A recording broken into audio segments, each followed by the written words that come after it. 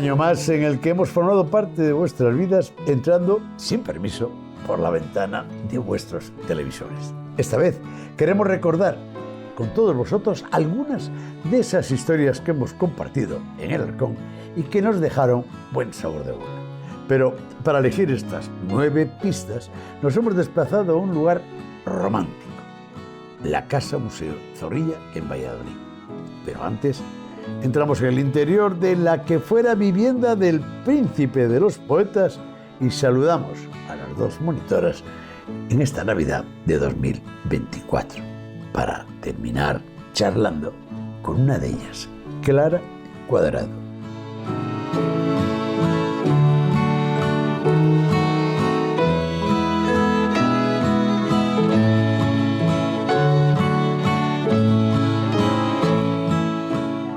Oye, Clara, ¿la temperatura del romanticismo se asciende cuando se trabaja tantos años en la Casa Museo Zorrilla? Pues yo creo que sí, porque solo con la gente que lo visita debería subir.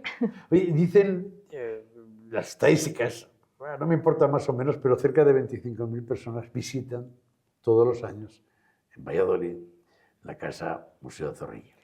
Y es, yo creo que un logro teniendo en cuenta que reducimos bastante las visitas. Al ser una casa, tiene el encanto de que lo vemos de poquitos en poquitos, pero sí, yo creo que lo llenamos siempre. ¿Y ese porcentaje de visitas? ¿Muchos niños, muchos colegiales? Hay un poco de todo. A veces entre semana más colegios, los fines de semana más gente que viene de fuera. ¿Tú qué crees? ¿Cuál es el mensaje que se llevan los jóvenes de esta casa museo y fundamentalmente de la obra, de la poesía? De todo? ¿Cuál es el mensaje que se lleva? Pues una de las cosas que gusta mucho es ver una casa, que no esté, que nos vayamos sin ver un museo, por decirlo de alguna manera, que sea auténtico, por decirlo. Yo creo que es lo que más gusta. Paz Altés me comentaba en una ocasión que no todos los museos son iguales. En este caso, el Museo Casa Zorrilla, o la Casa Museo Zorrilla, Sí. siempre me lío, pero que se ajustaba a derecho. O sea, estábamos contando un lugar donde vivió. Exactamente. Y no solo vivió, por suerte su mujer donó objetos, así que son objetos originales. Todo lo que vemos aquí tiene entre 150 a 200 años. Oye, ¿cómo se vive la Navidad en la Casa Museo Zorrilla? Pues con bastante intensidad, entre otras cosas, porque todos los años montamos un Belén con la Asociación Belenista de Valladolid y muchos vienen a visitarlo. Ah, no está mal. A ver cuál es la novedad del año. Oye, Clara, después de todos estos años, ¿has tenido la sensación de que de alguna visita o de alguno de los actos, conferencias, de la agenda, inmensa agenda cultural que tiene este museo, habéis podido contribuir a que naciera un poeta, naciera un literato, nacieran...? Pues no lo he podido comprobar, pero espero que sí. Pero vamos... Espero que alguno haya. ¿De vez en cuando habéis visto un poeta así que viene a...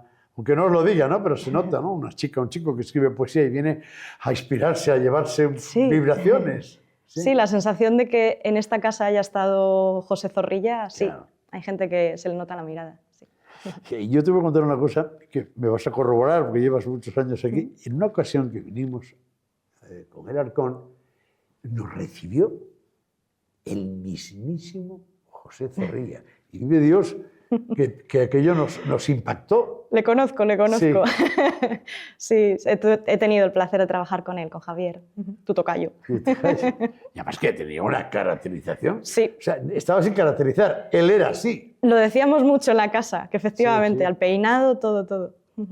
Nada más entrar, cuando se saludó a Raquel y a ti a la entrada, tú me has dicho, bueno, casi mejor, pero bueno, yo te cuento lo que me pidas.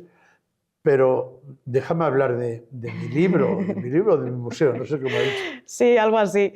La verdad que yo te puedo contar cosas de Zorrilla y bueno, me parece que es un museo que merece la pena, que a veces pasa desapercibido porque estamos escondidos al lado del Museo Nacional de Escultura, pero es un museo que bueno, tiene cosas originales. Zorrilla, ya digo, tiene mucho que ofrecer, no solamente el Don Juan Tenorio. Y bueno, que venga la gente a conocerlo y se lo contamos. ¿Hay libros ahora? ¿Cuál? ¿Para niños? ¿Para jóvenes? Para todos. Tenemos hasta fantasma, así que yo creo que jugamos con todo tipo de público.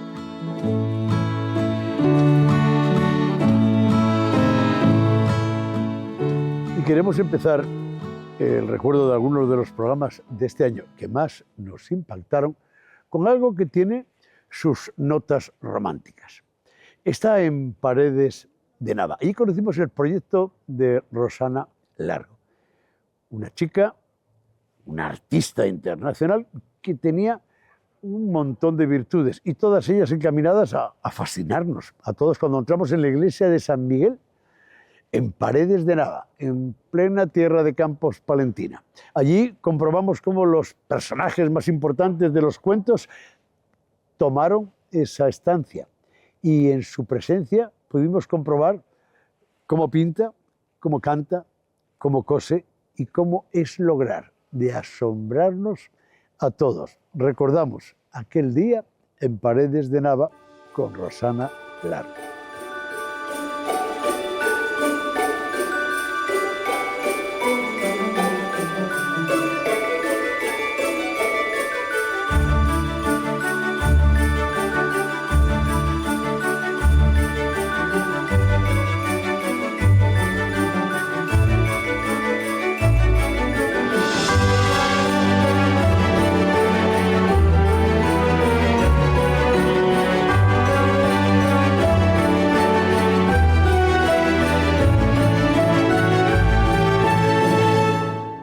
¿Cómo te atreviste a recrear, a reconstruir, a deconstruir, Sí. a experimentar los manuales de Leonardo da Vinci? Buah, He visto eso que sí. algunos artilugios Sí, sí, los sí. tienes. ¿Te apasiona? Desde siempre. Me apasiona su biografía porque, bueno, Vasari, que es uno de los principales biógrafos de Leonardo da Vinci y es el más fidedigno, pues me apasiona estudiar su personalidad, su creatividad. Es que ha hecho tantas cosas Leonardo, es que fíjate, yo decía un día, investigando un poquito, digo, ¿este hombre habrá escrito cuentos? Pues cuentos no, pero fábulas sí. Y me apasiona mirar sus planos, sus secciones, para poder hacer esos, recrear esos artilugios. Me falta la taberna de los tres caracoles. Claro. Y aquellos espaguetis. Hombre, es que también, claro, ha sido un precursor de la cocina de autor, claro, que se claro, llama. sí, sí. Y precisamente fracasó porque no fue entendido en su época como tal. Rosana, tenemos una buena imagen de Leonardo. Sí. Es un buen repaso, por ejemplo, con Alicia, el País de las Maravillas, Claro. con el que se le crece, le sigue creciendo la nariz a Hombre, Pinocho. Claro, es que Pinocho, tratamos dos aspectos fundamentales. Uno, los abuelos de los robots, como yo les digo a los niños, que son los autómatas, esa robótica antigua, y luego, por supuesto, el efecto mentiroso, como tú bien dices, para que le crezca Juegas la con nariz. ventaja. Estás Claro. tirando de referencias Sí. internacionales Sí. que conocemos varias generaciones, pero el verdadero valor estriba en que todo esto lo haces tú. Lo Claro. construyes tú, lo diseñas Sí. tú, lo pintas. Y Eso además ser realista en la pintura, o hiperrealista, porque tú eres, ¿qué eres ya? Bueno, pues siempre paso tengo una base surrealista, onírica, y luego me gusta mucho el Onírica, por hiperrealismo. supuesto. Sí, sí, eso desde luego. Y luego, por supuesto, me gusta mucho la pintura hiperrealista, a la que dedico muchas horas, es mi pasión. ¿Qué tal tienes el fondo de armario?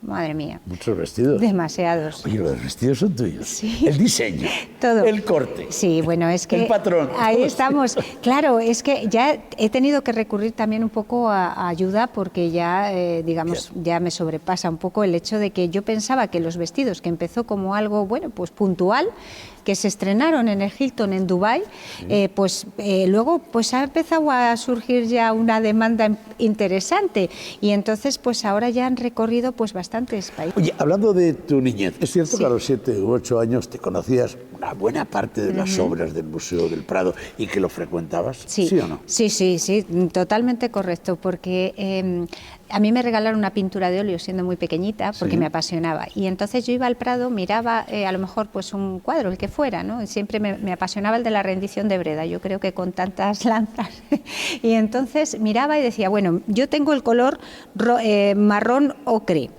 Y yo miraba y decía, a ver, el del pintor, y entonces a partir de ese recurso es como empezó a interesarme mucho más todavía ¿Y la eras capaz pintura. luego de hacer trazos en casa? Bueno, y de... ahí hacía Hay unos muchas de tus borratajillos. obras que encajarían Sí. perfectamente. Ay, me encantaba y sí que es... Rosana, no hemos hablado del lugar donde nos encontramos, la iglesia de San Martín, y que ha encontrado... Qué escenario magnífico para maravilloso. ¿Qué tal en Paredes de Nava? Buah, Paredes de Nava. Ya eres hija, ya te has empadronado. Ya te Paredes de Nava para mí es hablarme de mi corazón. Te lo digo como lo siento, y nunca mejor dicho. Esta, la receptividad por parte de los vecinos, por parte del ayuntamiento. Es que no te puedo decir, o sea, eso es tan bonito, pero mira, todo tiene su explicación. Cuando yo llegué aquí y estuve montando todas las piezas, yo al principio me traía las maderas desde Valladolid y de empresas grandes, pero luego dije, qué mejor recurso que hay una carpintería en el pueblo. Luego me iba a comer al supermercado, luego me iba a comer a otro lado. Y la gente, el propio pueblo, es el que luego me decía, necesitas ayuda? Pues yo colaboro. Y fue un intercambio, o sea, fue de verdad maravilloso. ¿Esto está abierto? Sí. Si estás tú, genial. Si no, siempre hay alguien. Siempre hay alguien, sí, que atiende. ¿Tú crees que lo entiende? ¿Nos lo pones fácil para poder interpretar? Sí. Bueno, yo he querido que la gente también pueda ser su propio guía, porque a la gente les gusta, a los visitantes, el quedarse contemplando las obras un buen rato, tener su momento.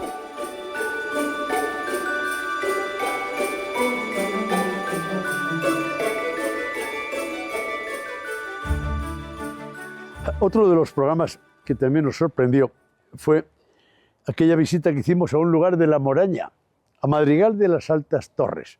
Desde luego, un topónimo con unas resonancias líricas extraordinarias, pero con un fondo monumental e histórico.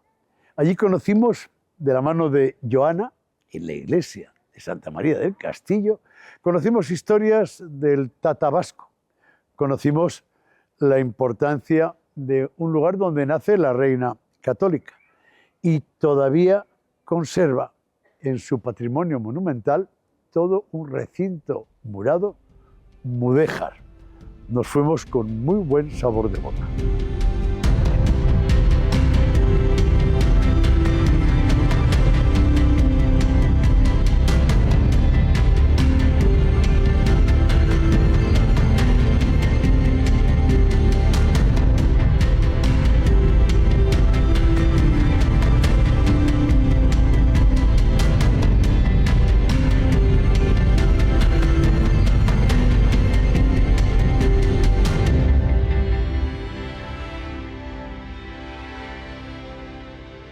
Oye, la cara de sorpresa que evidentemente se me ha notado cuando he entrado aquí y he contemplado las pinturas, ¿es habitual? Es muy habitual, sí. O sea, nosotros entramos en la iglesia, vemos una iglesia de aspecto barroco, como nosotros la hemos conocido siempre en Madrigal, sí, y cuando damos la vuelta al retablo y contemplamos esta maravilla, pues la gente pone alucinado. La cara que tú has puesto, Javier. Una cara, y que sí. Por cierto no lo conocía. Y esto no lo conocías, Javier. Cierto. Te doy mi palabra que la sorpresa ha sido doble por la importancia que tiene. Hombre, un aspecto más a sumar al patrimonio de... ¿De qué época son las pinturas? Las pinturas son del siglo XIV. Muy bien. ¿Se han conservado también como los paños de muralla? Sí, la verdad que sí. Lo teníamos tapado con el retablo barroco y toda esa parte estaba encalada y enyesada, que era nuestro presbiterio. Este pueblo es conjunto histórico-artístico. Sí. Eso es mucho, ¿no? Es muchísimo eso, sí. Mucho. Pero bien merecido, yo creo, ¿no? Sí. Madrigal es un ejemplo del mudéjar. Madrigal, hay que acudir a Madrigal de las Altas Torres y aparte de su patrimonio monumental cuando se hable de mudéjar. Yo creo que sí. Hay que venir a Madrigal a conocer el mudéjar. O sea, tenemos mudéjar en las calles, en las casas, en los monumentos. Creo que es uno de los conjuntos mudéjares más importantes de toda la provincia de Ávila. Oye, antes de entrar en la cuna, nunca mejor dicho, en la alcoba, en el origen, en el lugar donde nace la reina Isabel, antes de eso quiero hablar del lugar, de ese caserío de Juan II. ¿Quién fue Juan II? ¿Qué le ligó a Madrigal de las Altas Torres que tanta huella dejó? El vínculo que Juan II tenía con Madrigal, sobre todo, se lo debía a su primera y segunda mujer, porque Madrigal fue una villa que se daba a las reinas consortes en la dote del matrimonio. Y además pasaba aquí largas temporadas cuando estaba casado con María de Aragón, porque se la muere una niña pequeña, Catalina, con 4 años, que está enterrada en el palacio que ahora es convento, y pasan largas temporadas por ese hecho aquí en Madrigal. ¿Y en segundas? En segundas nupcias se casa con Isabel de Portugal, ¿vale? Que ya como fruto de ese matrimonio tenemos a una de las torres más importantes, que nosotros en Madrigal siempre decimos que las torres de Madrigal no son solo las de su muralla, son sus grandes personajes. Y el más importante y alto de todos es Isabel la Católica.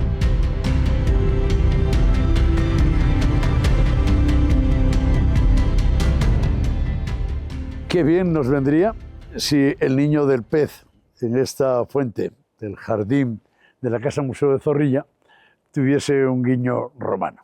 Pero no es así. Pero nos viene bien para recordar uno de esos programas que nos impactó por el personaje central, Isaac Moreno y Gallo. Un estudioso, un investigador, un tipo que ha logrado despertar la conciencia de las viejas carreteras, de las viejas calzadas romanas. Estuvimos con él en cómo se puso en valor la que empalmaba la ciudad de Usama con la de Numantia. Y fue alucinante lo que nos contó y cómo saltamos una autovía sin perder la pista de una calzada romana.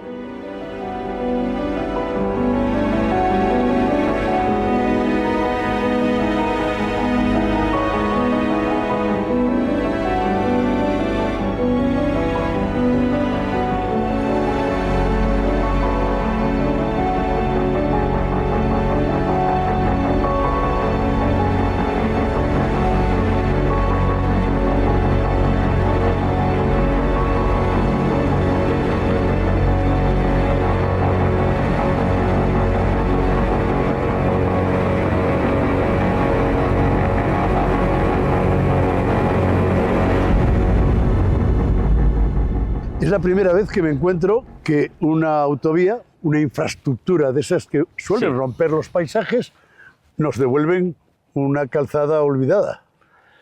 Sí, afortunadamente, porque estuvo a punto de destruirla, todo lo contrario, de hacerla casi desaparecer. Pero bueno, ahí hubo una carambola, un golpe de suerte y se pasó a la promoción en lugar de a la destrucción. Y aquí tenemos 7 kilómetros hacia allá de vía romana promocionada que se pueden recorrer, que se pueden interpretar, porque hay hasta 3 centros de interpretación como este, y la verdad que estoy satisfecho con el resultado y yo creo que los habitantes de la zona también. Las calzadas romanas están, no digo recuperadas, pero sí sabemos dónde están, conocemos la red viaria romana. ¿La debemos mucho a la red viaria? Sí, claro. Toda la historia ha circulado por ella, las culturas, hasta la lengua, ¿verdad? Todo circuló por aquí. Y casualmente Castilla-León puede ser hoy en día la región de Europa y del Mediterráneo mejor, y del mundo, claro, mejor identificada en cuanto a las vías romanas, porque se hizo un trabajo extraordinario, muy bueno, entre 2006 y 2011. Y están no solo identificadas, sino diagnosticadas. Los tramos mejor conservados están perfectamente puestos, además, en una página web, viasromanas.net, que cualquiera puede acceder, y de hecho acceden, porque hay mucha gente haciendo turismo con esa página, viendo esos trozos, y eso es una suerte que tiene esta región y que no tienen otras. ¿Antonino tenía razón? Antonino tenía razón, claro. Antonino no se sabe muy bien. El itinerario de Antonino al que todos acudimos. Sí, se llama 22. así, pero no está claro que lo hiciera ningún Antonino, fíjate, ni siquiera eso. Y tampoco se sabe lo que es. No es una guía de caminos, no es una guía de carreteras, es una especie de dietario, de unos viajes que alguien ha hecho o tenía que hacer. Y no están recogidas todas las vías romanas. Pero curiosamente, algunas de las poblaciones, asentamientos mansios que menciona, hoy las podemos encontrar. Están identificadas muchas, otras todavía no, claro que sí, y se corresponden con lo que eran las carreteras romanas de aquella época. El asunto es que en Castilla y León hemos encontrado casi el doble de las que vienen recogidas en el itinerario, más del doble. Hay un montón de itinerarios que no vienen ahí recogidos. Clunias a Samón, por ejemplo, está identificado entero al metro y no viene el itinerario de Antonino. Y es una vía romana muy importante que además tiene tramos bien conservados que merecería la pena señalizar. El común, el turista, el aficionado a la historia y al senderismo, salvo la Vía de la Plata por las resonancias que tiene, sí, no pisa más calzadas. No, hasta ahora no, pero vamos a ver si cambia la cosa, pero que no lo habían visto. Bueno, afortunadamente la autovía se tuvo que parar, hubo un problema con patrimonio aquí en Castilla y León y finalmente por una carambola, como te digo, yo acabé aquí en esta obra, dentro de la dirección de obra y gracias también al director de obra, que fue un hombre que se sensibilizó inmediatamente con esto y dijo, esto hay que salvar. Bendita carambola, porque hemos puesto en valor un tramo importante de calzada romana en el Duero y perfectamente visible, paseable e interpretable. Y en un sitio que la necesitaba, en la España hipervacía, término municipal de Calatañazor, nada menos. Sí, efectivamente. De cualquier manera, que sepas que esto era mi lucha particular. Las vías romanas son mías, ¿sabes? No exactamente, pero las trato como si fueran mías. Y todo lo que las pasa me duele a mí. Ojalá le doliese a todo el mundo, ¿verdad? Y sobre todo a los responsables de patrimonio, pero a mí me duele. Hoy vamos a comprobar el trazado, las características de la propia obra de ingeniería romana de la calzada. Vamos a ver réplicas de miliarios, sí, y una señalización que nos dice por dónde se va Usama y por dónde se va a Numancia. Claro. Y todo esto ¿para qué? ¿Para qué sirve? Ya lo hemos señalizado. ¿Qué rentabilidad le sacamos a la puesta en valor de una vieja carretera romana? Pues mira, esto es cultura, esto es patrimonio y esto es turismo. Me acaban de decir en la Venta Nueva que han venido varios autobuses que descargan aquí a la gente y ven esto. Si son gente, digamos, ágil, todavía joven, se lo andan. Y si no, van en bicicleta, que está perfectamente preparada para ello. Y si son gente mayor, que también vienen, pues van con el autobús a los 3 centros de interpretación y lo interpretan con los carteles que se ha puesto para ello. Eso antes, este recurso no lo tenían antes de esto. Calatañazor tiene de recursos su propio pueblo, pero ahora tiene una ruta que además puede recorrer la calzada romana. Y bueno, pues la hostelería y los pueblos estos tienen un recurso formidable.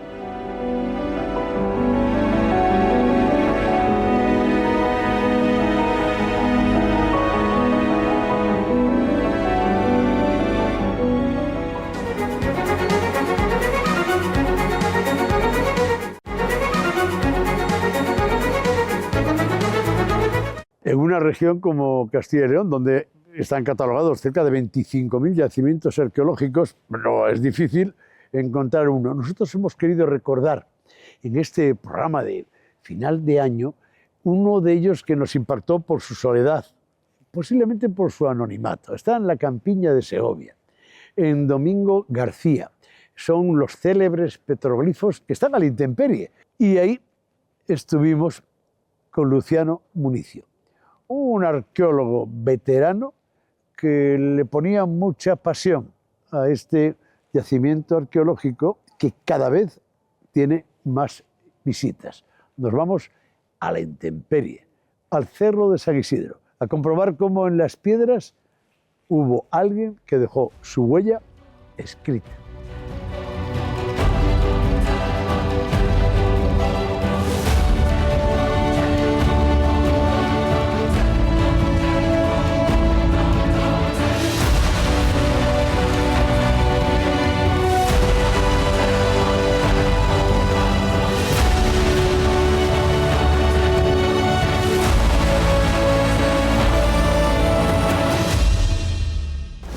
¿Qué tiene que ver estos dos yacimientos, Sigaverde y Fozcoa, patrimonio de la humanidad, con el lugar donde nos encontramos ahora en el Cerro de San Isidro? Todo. El arte que he representado en los 3 sitios es lo mismo, de la misma época. Podía ponerse todo junto en un bol, nada desentonaría. La única diferencia es que San Isidro, el Cerro de San Isidro, no es patrimonio de la humanidad. Y bueno, pero sigue, al menos sigue a la intemperie como los otros dos. Sí, es el descubrimiento de este siglo, el arte rupestre paleolítico al aire libre. Con un matiz, Sigaverde tiene un centro de visitantes y Fozcoa tiene un enorme centro de visitantes. San Isidro no. San Isidro tiene visitantes, muchos. ¿Cuántos visitantes el año pasado, más o menos? El año pasado yo creo que anduvimos entre los 10.000-12.000. Que vienen por su cuenta, tienen contacto con el sitio por el boca a boca, a través de redes sociales, por la divulgación que venimos haciendo desde hace años del sitio, y llegan aquí y se encuentran con la información suficiente para hacer una visita autoguiada bastante completa. Sigue viniendo la gente, sigue aumentando el número. Y la única infraestructura es Toñi, la vigilante, que está en su caseta. La única infraestructura es la caseta para proteger a la vigilante. Y la señalización. Luciano, tú conociste este proyecto al inicio, lo mismo que Manolo Santonja inició en Sigaverde, justo en aquellas épocas, empezaron los portugueses en Fozcoa, empezó San Isidro. Tú fuiste de los primeros, no digo que excavaste, sino que buscaste la zona. Sí, por orden fue primero Manolo Santonja y su equipo dieron con Sigaverde, 4 o 5 años después, Sergio Ripoll y yo dimos con San Isidro y a continuación empezó a hablarse de Fozcoa y empezó a aparecer todo lo que ahora es Fozcoa. ¿Qué es lo que representan los grabados de los petroglifos de San Isidro? Representan un conjunto de fauna muy característico del Pleistoceno, de las fases finales del Paleolítico Superior. Caballos, cabras, uros, ciervos y aquí curiosamente un par de rebecos que nos hablan pues, de un ambiente de tipo mediterráneo, pero con un conjunto muy coherente de fauna en un biotopo que admite todas estas especies, cabras y rebecos en los roquedos, uros y caballos en las praderas que rodean la zona y los ciervos y en general conviviendo todos en el bosque y sotobosque que sin duda en su momento y en estos periodos del Paleolítico hubo en la zona. Como todo yacimiento tiene una extensión, un área arqueológica, abarca mucho, podríamos encontrarnos más ejemplos, más pinturas, más grabados en el entorno. Acabamos de encontrar nuevos grabados hace muy poco tiempo, todavía no hemos podido completar el estudio en el Valle del Eresma, a unos 5 kilómetros de aquí.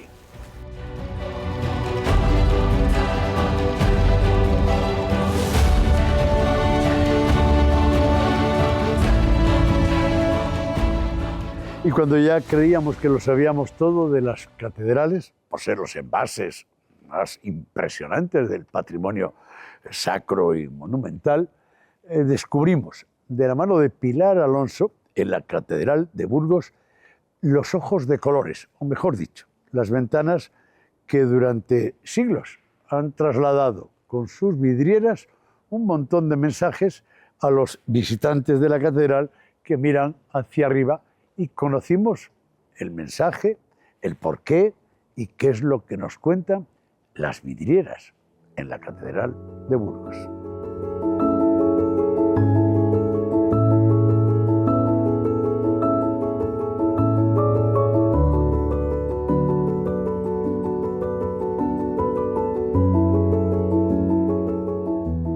¿Las vidrieras son obligadas en las catedrales? ¿Podría haber catedrales sin vidrieras? A ver, tal y como fueron concebidas las catedrales, no. Porque nunca hay nada por casualidad y toda la catedral era representar la casa de Dios, el cielo en la tierra, y para eso todas las artes se conjugaban muy hábilmente para representar unos temas y hacer una simbología muy específica, y las vidrieras son una de estas artes que son imprescindibles porque cumplían normalmente 3 funciones. Una era cerrar el vano que estaba abierto, bueno, pues como cualquier otro, pues cerrar el vano.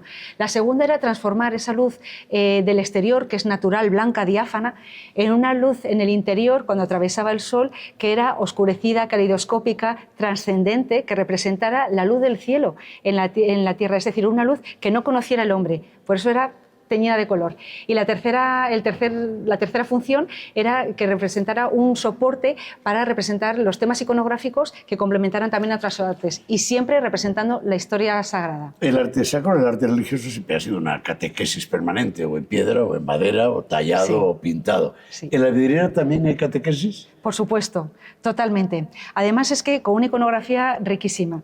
Mira, el hombre medieval siempre entraba por los pies de la catedral y hacía un recorrido hasta salir por las puertas laterales del crucero.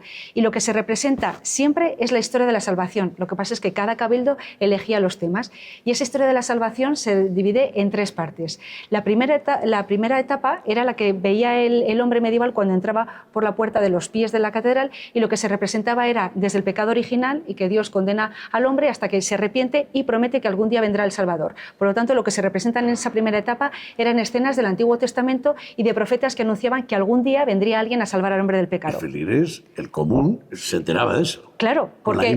Con la misma facilidad que se enteraba de un capitel. Exacto. O de un...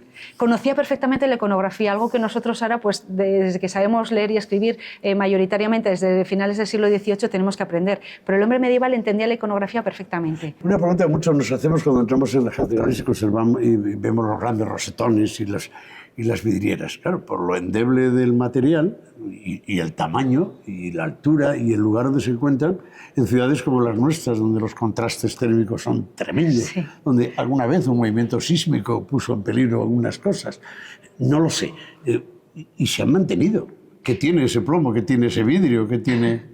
A ver, no sé que no sucumban a nada. Sí que ha habido problemas en los que han podido, bueno, pues, desaparecer. Aquí en la Catedral de Burgos pues, hubo algún problema serio. Pues, por ejemplo, cuando las tropas napoleónicas volaron el castillo, pues la onda expansiva hizo que la mayoría de ellas se precipitaran. Sí, se aprecian. Hay algunas que no están... Sí, todavía no están colocadas otra vez.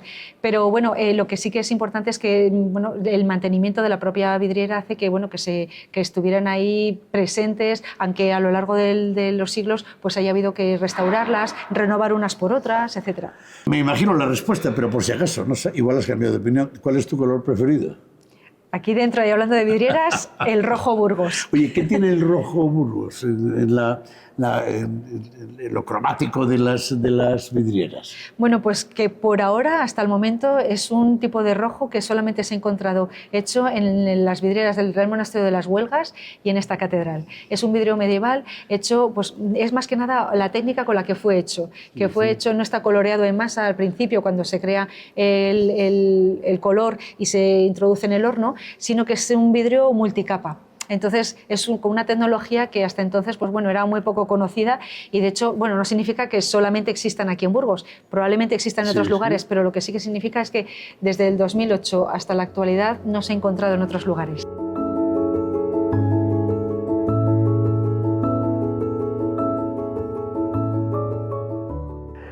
La figura de don Miguel de Unamuno ha formado parte de numerosos programas del Arcón. Recuerdo este año la visita que hicimos a la universidad, casualmente cuando se celebraba el centenario de su destierro. Pudimos visitar la Casa Museo de Unamuno y al mismo tiempo charlar con el escritor e historiador Luis García Jambrina, que nos contaba ese primer caso de don Miguel de Unamuno.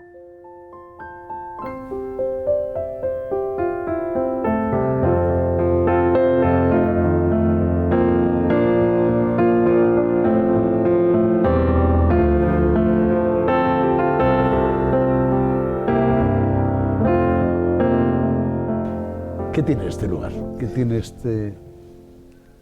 Bueno, este es un lugar histórico para empezar, pero un lugar que yo creo que está lleno de energía y donde se visualiza un poco la figura de Unamuno. Está ligado a él, primero porque aquí tuvo lugar el famoso incidente del 12 de octubre de 1936, donde se enfrentó a Millán Astray y en última instancia a los sublevados y a Franco, y yo creo que eso es lo que desencadenó el proceso que terminó en su muerte, en su posible o presunto asesinato. Y luego, recientemente, pues aquí se ha celebrado el acto de investidura como doctor honoris causa a título póstumo de Unamuno. Por lo tanto, un acto simbólico muy importante que nos habla, pues eso, de la actualidad y de la vigencia de Unamuno. Y con ese, no es muy habitual que un profesor o alguien vinculado a una universidad reciba el honoris causa. En este caso, era de justicia. Era de justicia, era obligado, y yo creo que es un acto bueno, que tenía que haberse producido ya hace tiempo. Es una especie también de desagravio, ¿no? Para cómo se ha tratado la figura de Unamuno en determinados momentos, ¿no? Y tiene mucha importancia. Hay que tener en cuenta que la figura de Unamuno es inseparable de la Universidad de Salamanca. No puedes hablar de él sin evocar la universidad y al revés. Y luego de la ciudad en sí, de modo que eso hay que visualizarlo. Ahí fuera hay un Vítor en recuerdo de ese día, está el aula Unamuno, está el campus Unamuno. Yo creo que era importante, ¿no?, que todo culminara con ese acto. Dicen los orientales cuando llegan a España que que se imaginaban que todos eran toreros y tocaban la guitarra. Yo siempre he tenido la cosilla de que todos los de la Universidad de Salamanca, los escritores de Salamanca, eran unamunianos. Yo sí. Pero no todos. No, me temo que no. Me temo que no. Me temo que también los escritores son muy injustos con Unamuno. No, yo no veo a ninguno que reconozca el magisterio de Unamuno y la importancia, y para mí sí que lo es, literariamente, éticamente, políticamente. Para mí es el gran referente. Y es lo que intento un poco yo trasladar en mis libros, ¿no? Todo lo que nos cuenta Unamuno es válido. Sí. Llega al común, llega el universitario salmantino a Marte de la peli, del último acontecimiento académico. ¿Está impregnado de Unamuno o no? Yo creo que sí. Bueno, está en las redes sociales, donde menos se lo espera, ahí está. Lo están citando continuamente. Y eso es muy importante. Yo creo que si se hace un índice de citas, él sería de los que están más presentes. Claro, es que es una persona, sobre todo, un intelectual muy humano, al que nada le era ajeno, que se ocupó de todo. Y además que tuvo la valentía, que esto es lo más importante, de decir siempre la verdad, ¿sí? De decir siempre lo que pensaba. Y eso ahora no es lo habitual, entre otras cosas porque ya el concepto de verdad está totalmente desprestigiado. Pero él se jugó la vida, se jugó la carrera, se lo jugó todo por decir la verdad. Y eso es lo que hace que cale y que... Lo que pasa es que tenemos que esforzarnos para conocerlo un poco más y para tenerlo más presente, porque hoy día nos puede ser útil.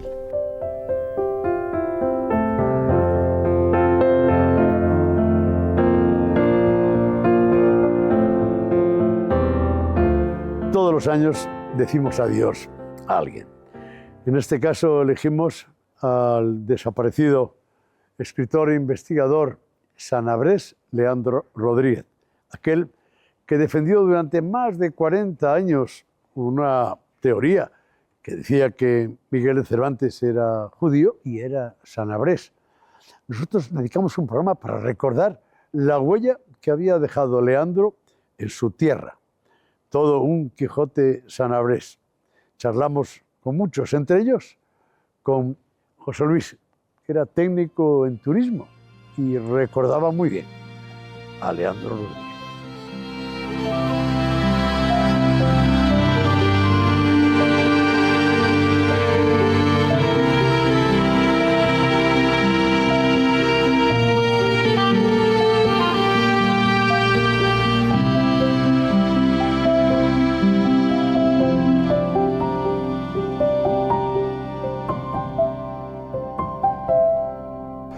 ¿Leandro defendía una quimera o fue el descubridor de un yacimiento histórico que estaba ahí parado y que nadie había entrado como él?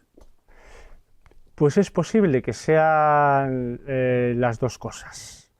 Es posible que hablemos de algo que está ahí y que hay que seguir descubriendo, y al mismo tiempo hablamos de un sueño llevado a cabo por una persona coherente consigo mismo. La meticulosidad de Leandro como investigador es extraordinaria, o sea, no se le escapa nada.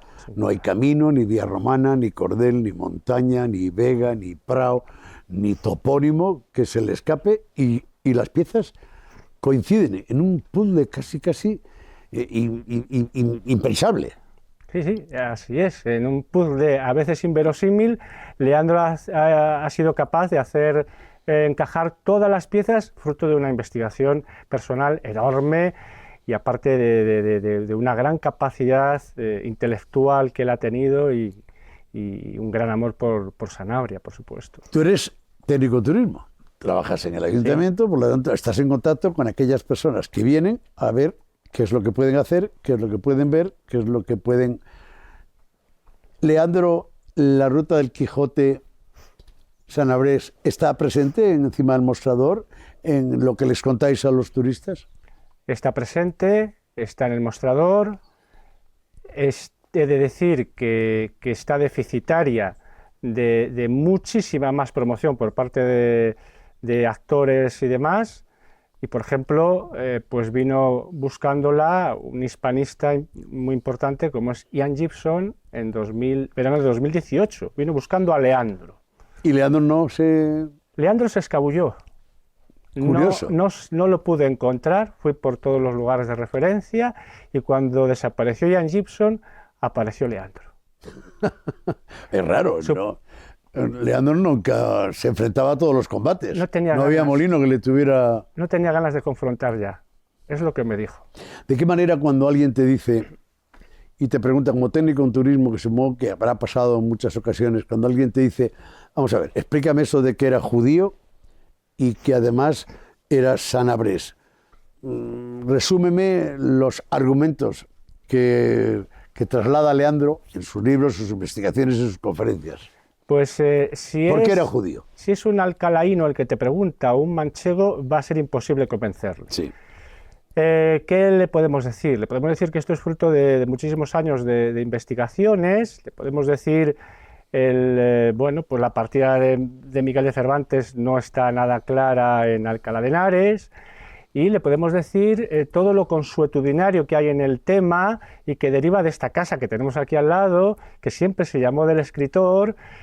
Y luego hay muchísimas pistas, por ejemplo, a quién está dedicada la segunda edición del Quijote, que es al conde de Lemos, que era el señor del siglo XVII de estas tierras de Sanabria, y muchísimas pistas que da Leandro, efectivamente, que están en el Quijote, como la gaita sanabresa, toponimias, árboles que no están en La Mancha. Hay una pregunta que es recurrente y que nos ha pasado a todos con Leandro. ¿Dónde están los molinos? Bueno, vamos a ver. A Leandro solo se le puede entender de manera metafórica. Entonces, los molinos es una... Había molinos de aspas, tenía razón. Sí. En el Museo de la Harina, del Museo del Pan de Mayorga, hay 2 o 3 molinos con aspas que estaban en Zamora, y pegando a Sanabria. Siendo minoritarios, los hubo, los refieren las tropas napoleónicas en 1809, cuando pasan por Sanabria. Con lo cual sí, hubo alguno, pero los molinos de viento es lo de menos. Lo importante son los gigantes. Es toda una metáfora, lo mismo que La Mancha y lo mismo que el judaísmo manchado. Leandro ha sido capaz de elaborar una metáfora que está por encima, incluso poética, por encima de la discusión académica.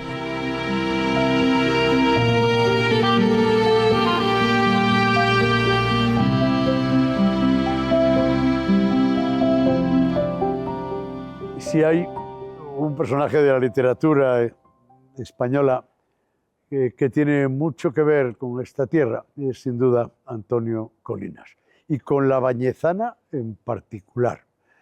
Varias veces hemos charlado con él en este territorio y en su escenario literario y poético, pero lo último fue muy bonito porque estábamos en la Casa de la Poesía, en La Bañeza, que da nombre el célebre poeta Antonio Colinas.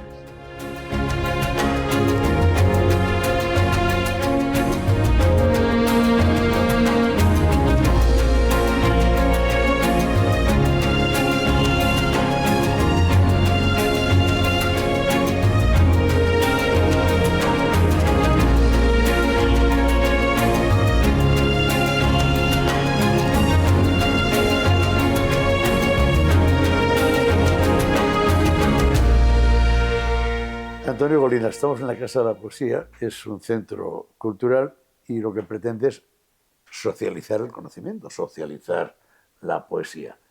Uno de tus sueños, pocos autores jóvenes, intelectual y culturalmente, como es tu caso, han logrado su sueño de tener su obra, tener un centro desde donde irradiar la poesía. Lo logras, hablas con muchos, vienen los niños, hay mucha... ¿Te mueves al margen de tu trabajo intelectual? Bueno, este proyecto Soy Yo una realidad, ha estado lleno de pruebas y ha sido más de lo que yo quería que fuera, porque en un principio se pensó como un depósito de mi biblioteca, de mi archivo, de también obra gráfica, pintura, pero una vez que estaba terminado, pues vimos también que podía ser un espacio expositivo y sobre todo hemos querido que tenga este centro un sentido didáctico. Esto ya lo hemos podido comprobar con las visitas de los niños, de los colegios.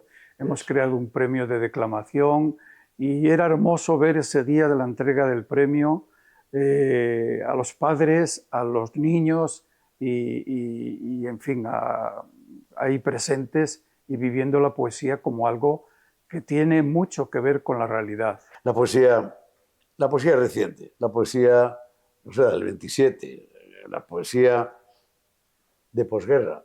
Es cierto que Antonio Colinas ha logrado que su colección, más las incorporaciones posteriores, podamos tener una de las mayores colecciones bibliográficas de poesía de posguerra, lo que se publicó, los versos que vinieron después de la guerra.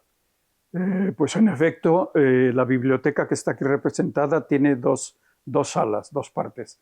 Hay un fondo de cerca ya de unos 3.000 libros de poesía de posguerra, que ha sido un poco la matriz, el origen de este proyecto. Yo tenía este depósito de libros desde autores del 27 hasta el último poeta joven que me haya enviado su libro, y este fondo pues es como muy especial. Y luego tenemos la biblioteca también en esta otra sala, donde está representada la poesía universal en sus distintos autores, la poesía por colecciones, lo que es también mi fondo estrictamente de libros míos y sobre mí. Y ahí también tenemos ahí una parte de orientalismo, en fin, ya de temas más monocórticos. Una de tus grandes preocupaciones, fundamentalmente la intelectual, la de poeta, la de escritor, con una trayectoria consolidada y refrendada con el aplauso del sector, de los hombres de la cultura y de la sociedad que te ha visto crecer. Está la socialización de la poesía, el acercar la poesía al común, a los jóvenes, sí. La poesía a mi vecino, al de al lado, el que nos sigue gustando escuchar, declamar un verso, leer poesía. ¿Estás en ello? Claro, una cosa es la poesía leída en secreto en nuestra casa y otra cosa es oírla. Es importante poesía y canto, poesía y música, y esa parte sobre todo educativa por la que creo que casi todos hemos pasado. Ya desde la primaria, ¿quién nos recuerda de nuestra escuela unos versos de la canción del Pirata o la marcha triunfal de Rubén Darío? Esos versos, el arranque de Jorge Manrique, del poema Su padre, eso está en nuestra memoria. Luego ya vino la adolescencia y ahí la poesía ya parece como algo más importante. Y un tercer momento ya los que tenemos esta sintonía con la poesía, un tercer momento en que la poesía forma parte de nuestra vida.